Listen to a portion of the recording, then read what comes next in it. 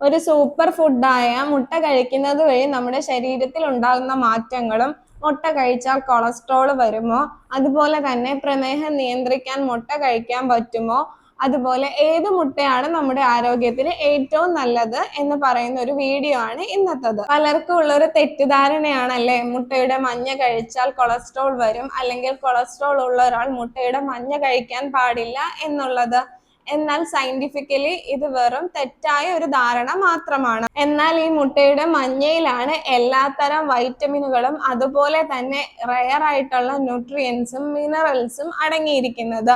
മുട്ടയുടെ മഞ്ഞയിൽ fat soluble ആയിട്ടുള്ള എല്ലാ വൈറ്റമിനുകളും ഉണ്ട്. ഇത് കഴിക്കുന്നത് വഴിയിട്ട് നമുക്ക് കണ്ണിന്റെ കാഴ്ചശക്തി മുതൽ ബ്രെയിനിന്റെ വളർച്ചയ്ക്ക് വരെ സഹായിക്കുന്നുണ്ട്. അതുപോലെ തന്നെയാണ് മുട്ടയുടെ മഞ്ഞയിൽ കോളിൻ എന്നൊരു ഘടകം അടങ്ങിയിരിക്കുന്നു. ഇത് നമുക്കുണ്ടാകുന്ന മസിൽ ക്രാംസുകൾ പ്രിവെന്റ് ചെയ്യാനും, മസിൽ ക്രാംസ് ഉള്ളവർ ഇത് കഴിച്ചാൽ പെട്ടെന്ന് തന്നെ അതിൽ നിന്നൊരു റിലീഫ് കിട്ടാനും ഒക്കെ സഹായിക്കുന്നുണ്ട്. അതുപോലെ തന്നെ ഒമേഗ 3 ഫാറ്റി ആസിഡിന്റെ ഒരു റിച്ച് സോഴ്സ് തന്നെയാണ് ഈ മുട്ട എന്ന് പറയുന്നത്. അതുകൊണ്ട് നമ്മളിത് കഴിക്കുന്നത് വഴിയിട്ട് നമ്മുടെ മുടി വളർച്ചയ്ക്കും അതുപോലെ തന്നെ സ്കിൻ ഗ്ലോ ചെയ്യാനും സഹായിക്കുന്നുണ്ട്. അതുപോലെ തന്നെ മിക്കവർക്കും ഉള്ള ഒരു സംശയമാണ് ഡയബറ്റിക് പേഷ്യൻസ് അല്ലെങ്കിൽ പ്രമേഹ രോഗികൾ മുട്ട കഴിക്കാമോ എന്നുള്ളത്. നിങ്ങൾ ടൈപ്പ് 2 ഡയബറ്റസ് അല്ലെങ്കിൽ പ്രീ ഡയബറ്റിക് ആയിട്ടുള്ള ഒരു പേഷ്യൻ്റ് ആണെങ്കിൽ നിങ്ങൾക്ക് ആഴ്ചയിൽ 12 മുട്ട വരെ കഴിക്കുന്നത് വളരെ സുരക്ഷിതമാണ്. അതുപോലെ തന്നെ പ്രമേഹം വരാൻ സാധ്യതയുള്ള ഒരു ഫാമിലി ഹിസ്റ്ററി ഉള്ള ഒരാളാണ് നിങ്ങളെങ്കിൽ മുട്ട കഴിക്കുന്നത് വളരെ നല്ലതാണ്. ഇത് പ്രമേഹം വരുന്നതിനെ പ്രിവെന്റ് ചെയ്യാൻ സഹായിക്കുന്നു. അതുപോലെ തന്നെ ഡെയിലി നമുക്ക് എത്ര മുട്ട വരെ കഴിക്കാം എന്ന് നോക്കാം. നിങ്ങൾക്ക് യാതൊരുവിധ ആരോഗ്യ പ്രശ്നങ്ങളും ഇല്ല എങ്കിൽ ഡെയിലി നിങ്ങൾക്ക് 2 മുതൽ 3 മുട്ട വരെ കഴിക്കാവുന്നതാണ്.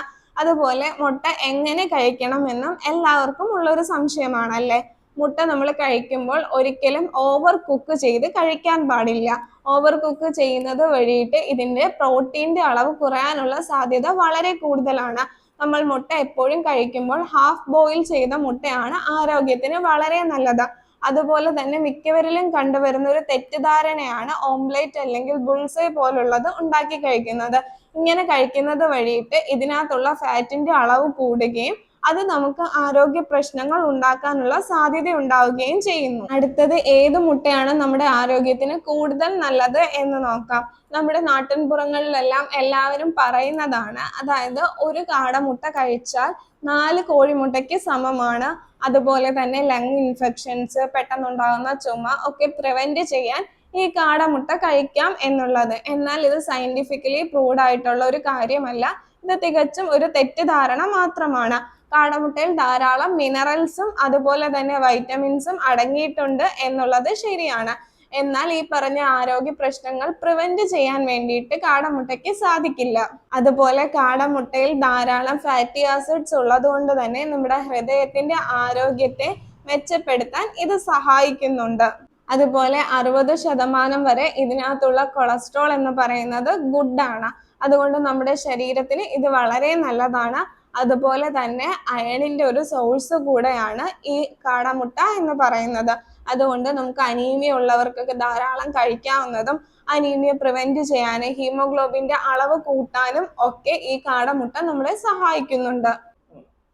സാധാരണ ഒരു കോഴിമുട്ടയിൽ നിന്ന് കിട്ടുന്ന എല്ലാ ഗുണങ്ങളും നമുക്ക് കാടമുട്ടയിൽ നിന്നും കിട്ടുന്നുണ്ട്.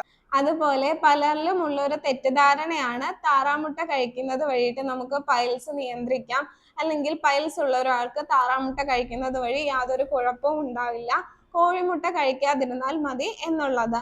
എന്നാൽ ഇത് തികച്ചും തെറ്റിദ്ധാരണയാണ്. താറാമുട്ടയിലുള്ള അതേ ഫാറ്റും പ്രോട്ടീനും തന്നെയാണ് കോഴിമുട്ടയിലും അടങ്ങിയിരിക്കുന്നത്. ഫാറ്റിന്റെ അളവ് താറാമുട്ടയിൽ കുറച്ചളവിൽ കൂടുതൽ തന്നെയാണ്. അതുവഴി നമുക്ക് പൈൽസ് കൂടാനുള്ള സാധ്യത വളരെ കൂടുതലാണ്. അതുകൊണ്ട് തന്നെ പൈൽസ് ഉള്ള ഒരാളാണ് നിങ്ങളെങ്കിൽ മുട്ട ഒഴിവാക്കുന്നതാണ് നല്ലത്. അടുത്തത് നാടൻ മുട്ടയാണോ അതോ ബ്രോയിലർ മുട്ടയാണോ നല്ലത് എന്ന് പലർക്കും ഉള്ളൊരു സംശയമാണ്.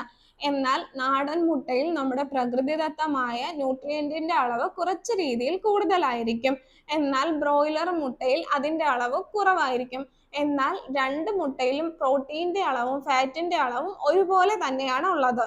ഏതൊക്കെ ആരോഗ്യ പ്രശ്നത്തിന് നമ്മുടെ മുട്ട സഹായിക്കുന്നുണ്ട് എന്ന് നോക്കാം. മുടി കൊഴിച്ചിൽ, അതുപോലെ തന്നെ നമ്മുടെ മുഖത്തുണ്ടാകുന്ന ചുളിവുകൾ മാറുന്നതിന് സഹായിക്കുന്നു.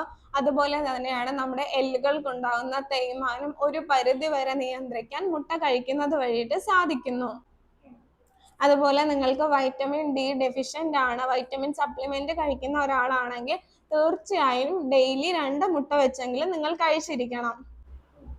അതുപോലെ നമ്മുടെ മസിൽ ബിൽഡ് ചെയ്യാനും അതുപോലെ ബോണിന് സ്ട്രെങ്ത് കൂട്ടാനും ഒക്കെ മുട്ട സഹായിക്കുന്നുണ്ട്. ചുരുക്കത്തിൽ പറഞ്ഞാൽ മുട്ട നമ്മുടെ ആരോഗ്യത്തിന് വളരെ നല്ലതാണ്. പ്രമേഹമോ കൊളസ്ട്രോളോ ഉള്ള ഒരാളാണ് നിങ്ങളെങ്കിൽ അത് കൃത്യമായ അളവിൽ മുട്ട എടുക്കുക, ശരിയായ രീതിയിലും മുട്ട കഴിക്കാൻ ശ്രമിക്കുക. കൂടുതൽ പോഷകങ്ങൾക്കും പ്രോട്ടീനും വേണ്ടിയിട്ട് കാടമുട്ടയും താറാമുട്ടയും മാറ്റി മാറ്റി കഴിക്കാവുന്നതാണ്. ഈ വീഡിയോ നിങ്ങൾക്ക് ഉപകാരപ്പെട്ടു എന്ന് വിശ്വസിക്കുന്നു. ഇതുപോലെയുള്ള ഹെൽത്ത് റിലേറ്റഡ് വീഡിയോസിനായി ഈ ചാനൽ ഇപ്പോൾ തന്നെ സബ്സ്ക്രൈബ് ചെയ്യൂ.